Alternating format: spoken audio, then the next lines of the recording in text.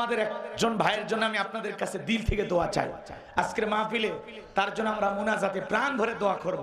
আমাদের প্রিয় ভাই নওগাঁ জেলার কৃতি সন্তান, বিশিষ্ট ইসলামিক স্কলার, দিনের দায়ী, তরুণ একজন আলোচক আব্দুল হাই মোহাম্মদ সাইফুল্লাহ ভাই গতকালকে ময়মনসিংহ থেকে মাহফিল করে ফেরার পথে টাঙ্গাইলে একটি দুর্ঘটনায় তার গাড়িটা তুমড়ে মুছে শেষ হয়ে গেছে। তিনি প্রচন্ড পরিমাণে চোখে আঘাত পেয়েছিলেন। তার প্রিয়তমা স্ত্রী, সেও একটু অসুস্থ, সেও আঘাত পেয়েছেন। তার কলিজার টুকরা 3টা সন্তান, তারা সুস্থ আছে আলহামদুলিল্লাহ। এবং ভাইকে 24 ঘন্টা ডাক্তারেরা নিবিড় পর্যবেক্ষণে রেখে আলহামদুলিল্লাহ আমার ভাই অনেকটা সুস্থ হয়েছেন আলহামদুলিল্লাহ বলেন। ভাইয়ের চোখে অপারেশন হয়েছে। আপনারা দিল থেকে দোয়া করবেন আমাদের প্রিয় ভাই। দেখে আমার কলিজাটা মানে এমন একটু আঘাত লাগছে, এত কষ্ট পাইছি। মনে হয় আমার এই আঘাতটা আমার কলিজায় লাগছে। আমি আমার ভাইকে অনেক মহব্বত করি, ভালোবাসি।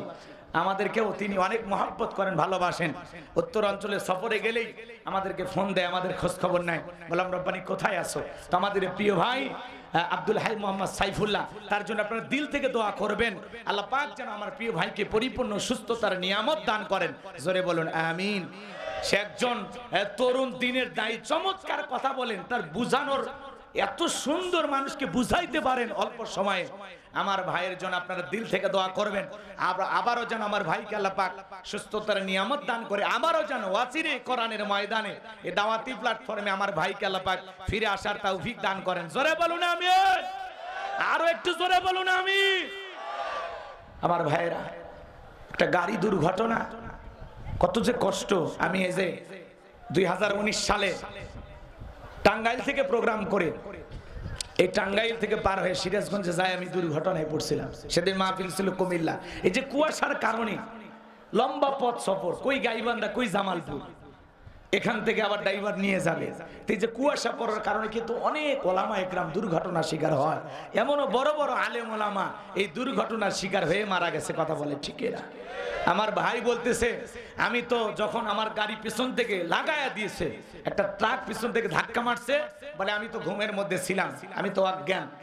বাইরের মানুষ যারা সেই দুর্ঘটনার স্থানে ছিল তারা বলতেছে, যেভাবে গাড়িটা দুমড়ে মুচড়ে গেছে, এখানে যারা আছে তারা বেঁচে থাকার কথা না, কিন্তু আল্লাহর রহমতে ড্রাইভার এবং তার স্ত্রী, তার 3 জন কন্যা সন্তান এবং আমাদের মহব্বতের প্রিয় ভাই আব্দুল হাই মোহাম্মদ সাইফুল্লাহ সহ সবাই কিছুটা আহত হইলেও আলহামদুলিল্লাহ এখন অনেকটা সুস্থ। আল্লাহ তাআলা যেন তাদেরকে পরিপূর্ণ শিফায়ে কামেলা আজেলা দান করেন। জোরে বলুন আমিন। আমার ভাইয়েরা, ওলামা ইকরামদের জন্য আপনারা দোয়া করবেন। তারা কোন জেলা থেকে কোথায় সফর করে, কত কষ্ট করে, কত পরিশ্রম করে। এরপরেও অনেক মানুষ আলহামদুলিল্লাহ ফেসবুক, সোশ্যাল মিডিয়ায় যারা ভাইকে মহব্বত করে, সবাই তার জন্য দোয়া চাচ্ছেন। আমরা আল্লাহ তাআলার কাছে দোয়া করি, হে রব আমাদের প্রিয় ভাইকে পরিপূর্ণ সুস্থতা দান করুন। জোরে বলুন আমিন। বাংলাদেশের একজন ইসলামিক স্কলার, বাংলাদেশের একজন ইসলামিক স্কলার সারা বাংলাদেশে কোরআনের কথা বলে বেড়ায়, সেই ভাইটার নাম হলো আব্দুল হাই মোহাম্মদ সাইফুল্লাহ। গতকালকে রোড অ্যাক্সিডেন্টে তার গাড়ির মধ্যে এমন ভাবে ট্রাক আঘাত লাগছে, ট্রাকটা যেমন চুরির মতো চুরমার হয়ে যায়, সেইভাবে চুরমার হয়ে ভেঙে গেছে। আমার ভাই একজন কোরআনের পারদর্শী, একজন বড় আলেম, তার চোখটার মধ্যে আঘাত লাগছে। ডাক্তাররা মনে মনে মন্তব্য করছে, আর কোনোদিন হয়তো চোখ দিয়ে দেখবে না। ভাইজান আমার, বন্ধুগণ আমার, সাইফুল্লাহ ভাইয়ের অ্যাক্সিডেন্টে সারা দুনিয়ার উলামায়ে কিরাম কেঁদেছে। কোরআনের পাখি সাইফুল্লাহ ভাইয়ের রোড অ্যাক্সিডেন্টে তার চোখটা এমন আঘাত এনেছে, আজকে ঢাকায় একটা হসপিটালে তার ট্রিটমেন্ট হলো, অপারেশন হলো। কিছুক্ষণ আগে ডাক্তার বলে দিল চোখ আর কোনোদিন ভয় নাই, চোখটা আল্লাহ তাআলা নিরাপদ রাখছে। সাংবাদিকদের সামনে 1 মিনিট কথা বলছে, সাইফুল্লাহ ভাই বলেছে, আল্লাহ তাআলা আমার মা জীবিত আছে, আমার মায়ের দোয়া পৃথিবীর জমিনে আমার সবথেকে দামি দোয়া। ভাইজান আমার, বন্ধুগণ আমার, কয়েকদিন আগে, 2 দিন আগে বাংলাদেশের আরেকজন বক্তা কোরআনের কথা বলতে গিয়ে হঠাৎ করে তার জবানটা আল্লাহ বন্ধ করে দিয়েছে। এই জন্য আজকের মাহফিল থেকে সারা বাংলাদেশের সকল ইসলামিক আলোচক যারা রাত্রে উসরে গাড়ি নিয়ে বেড়ায়, সারা বাংলাদেশে কোরআনের কথা বলে যারা বেড়ায়, তাদের জন্য আপনারা সবাই দোয়া করবেন। আল্লাহ আমার সারা বাংলাদেশের কোরআনের কথা নিয়ে যারা পাখির মতো উড়াল দিয়ে এক জেলা থেকে আরেক জেলা বেড়ায়, এক জেলা থেকে আরেক জেলা ঘুরে বেড়ায়, সারা বাংলাদেশের ইসলামিক বক্তাদেরকে আপনি হেফাজত করেন। আমিন বলেন, আমিন বলেন। আল্লাহ সারা দুনিয়ার ইসলামিক আলোচকদেরকে আপনি শত্রুদের হাত থেকেও হেফাজত করেন, দুশ্মনের হাত থেকে হেফাজত করেন। এই কোরআনের কথা বলতে গিয়ে কত বক্তারা লাঞ্ছিত হয়, কত বক্তারা মার খায়, কত বক্তারা বেইজ্জত হয়, মঞ্চ থেকে তাদেরকে নেমে দেওয়া হয়। আল্লাহ জাতিরা যারা না বুঝে আমাদের সাথে যারা খারাপ আচরণ করে, আপনার কাছে আমরা দোয়া করি আল্লাহ তাদেরকে হেদায়েতের বুঝ দেন, তারা যেন ধ্বংস না হয়, তারা যেন আল্লাহ হেদায়েত প্রাপ্ত হয়। একটু চিৎকার দিয়ে জোরে বলা যায় না আল্লাহু আকবার? একটু জোরে বলা যায় না আল্লাহু আকবার? ভাইজান আমার, বন্ধুগণ আমার, এই জন্য আমি সবার কাছে দোয়া চাই, বিশেষ করে আমাদের রংপুর বিভাগীয় যারা বড় বড় বক্তা, আমাদের গোলাম রব্বানী যুক্তিবাদী সহ, শরীফুল ইসলাম সহ, আব্দুল সালাম যুক্তিবাদী সহ, আব্দুল্লাহ আমিন সহ, সাইফুল্লাহ ভাই সহ বাংলাদেশের যত বক্তা আছে, সবল বক্তাকে আল্লাহ যেন সকল রাস্তার দুর্ঘটনার থেকে আল্লাহ যেন হেফাজত করে। একটু সবাই জোরে কোন আমিন। একটু পরে দোয়া করব, দোয়ার আগে একটা দিলটা আসর করার জন্য আরেকটি কথা বলি। বাবা, আজকে একটা কোরআনের হাফেজ দেখলেন, এই হাফেজটাকে একটু মঞ্চে নিয়ে আসেন বাবা, বসে। এই কোরআনের হাফেজটা 1 মিনিটের জন্য আসো বাবা, 2টা মিনিট আমাকে সময় দেন, আমি কথাটা বলে শেষ করে দেব। এখন চোখের পানি ফেলে কাঁদবেন, একটু চিৎকার দিয়ে জোরে বলা যায় না আল্লাহু আকবার? এই মাদ্রাসার ফল, এই মাদ্রাসার ফসল হচ্ছে এই কোরআনের হাফেজ। মারহাবা কর। এই মাদ্রাসার ছোট্ট ছোট্ট বাচ্চাদেরকে দেখলাম নামাজে জানাজা পড়ালো, হাদিস পড়াইলো, ইংলিশে ট্রান্সলেশন করলো, আরবিতে ট্রান্সলেশন করে এতগুলো মানুষের সামনে পড়াইলো। বোঝা যায় এই মাদ্রাসার ওস্তাদদের পরিশ্রম ভালো, যার কারণে তাদের ছাত্রগুলো জনগণের সামনে সুন্দরভাবে উপস্থাপন করলো। এই জন্য মাহফিলের পক্ষ থেকে এই মাদ্রাসার সকল ওস্তাদদের জন্য একটা লাল গোলাপের শুভেচ্ছা দেই। হাত মারা মারহাবা কোন সবাই? একটু জোরে কোন মারহাবা? আরো জোরে বলি মারহাবা। এই মাদ্রাসার প্রতি আপনাদের নেক দৃষ্টি ভালোবাসা থাকবে যতদিন যতদিন আপনি আমি দুনিয়াতে থাকবো, ইনশাআল্লাহ। বাবা একটু জনগণকে দেখে সালাম দাও। আসসালামু আলাইকুম। এই হাফেজ এর সিনার ভিতরে আল্লাহর 30 পারা কোরআন মুখস্থ হয়ে গেছে। একটু মারহাবা কর। 1টা মিনিটের জন্য আপনারা এখন আমার দিকে তাকাবেন, কাঁদবেন, চোখের পানি এখন আরেক ফোঁটা ফেলাবেন। একটু মারহাবা কর। আজকে এই পাগড়ি পেয়ে যতটা এ খুশি হয়েছে, তার থেকে বেশি খুশি কে জানেন? হে মাদ্রাসার ওস্তাদ, ঠিক আল্লাহর কসম।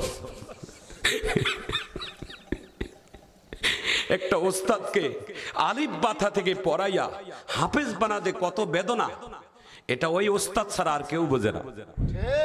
আল্লাহু আকবার বল।